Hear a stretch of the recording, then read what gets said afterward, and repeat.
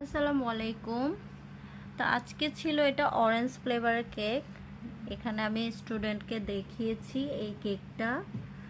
আর সাথে হচ্ছে এটা ভ্যানিলা ফ্লেভারের কেকটা। এটা হচ্ছে আমরা যে ময়দা দিয়ে কেকটা মেক করি, এটা সেই ময়দার কেকটা।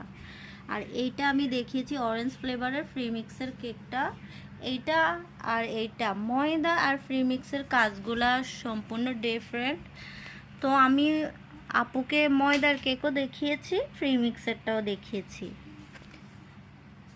এই দুইটা আলাদা আলাদা কাজ। আপু কি সুন্দরভাবে বুঝছেন ময়দার কাজটা? জি আলহামদুলিল্লাহ।